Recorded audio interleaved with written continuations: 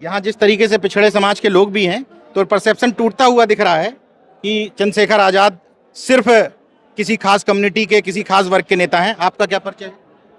मैं डॉक्टर गणेश प्रसाद, सेवानिवृत्त प्राचार्य, पीजी कॉलेज, रिसिया बहराइच। पूछना नहीं चाहिए लेकिन जनता की जागरूकता के लिए पूछ रहा हूँ कि किस वर्ग से हैं, ओबीसी से, एससी? ओबीसी वर्ग में आते हैं। विश्वकर्मा समाज से।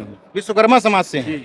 ये वो समाज है जिनको मंचों पे ढूंढे नहीं मिलते हैं लोग, नहीं। लेकिन आप प्रिंसिपल रहे हैं, इसका मतलब आपको कोई बेवकूफ बना के नहीं लाया है। क्या वजह है कि चंद्रशेखर में क्या देखा आपकी चले आए? आप पार्टी से तो जुड़े नहीं है। बराबर आपके जो यूट्यूब पर आपका चैनल है उससे जागरूकता पैदा हुई। दूसरी बात, जो संसद में चंद्रशेखर जी का भाषण है उसने मुझे प्रेरित किया।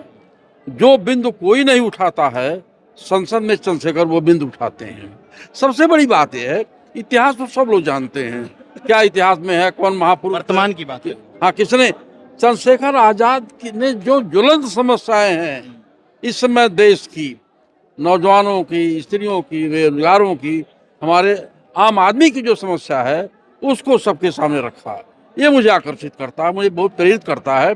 नौजुवक ऐसे भाग जाता है जैसे नदी का प्रवाह है, रुकना नहीं चाहता है। मैंने अपने शुरुआती, मैं 75-76 साल का हो रहा हूँ, अपने जीवन में बहुत सारे राजनेताओं को देखा है, लेकिन जो प्रतिभा मुझे चंद्रशेखर में दिखाई पड़ रही है वो प्रतिभा कम लोगों में दिखाई पड़ती है। कितनी उम्र है आपकी?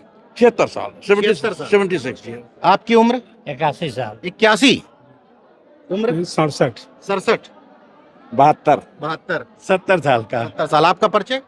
मैं बालक राम सरोज, मैं पेशे से अधिवक्ता हूँ। उम्र कितनी है आपकी? उम्र मेरी है 54 वर्ष।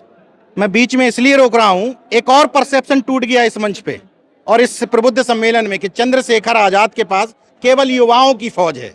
जरा उम्र देखिए, तजुर्बा देखिए। इसका मतलब इन लोगों को बहला फुसला करके या बेवकूफ बना के नहीं लाया गया, और लाया भी गया होता तो कार्यक्रम खत्म होने के बाद चले जाते, लेकिन रुके हुए हैं और इस बात को लेकर के डटे हुए हैं कि हमें उम्मीद है कि चंद्रशेखर आजाद शायद इस बहुजन राजनीति में कुछ नई इबारत लिख पाएंगे।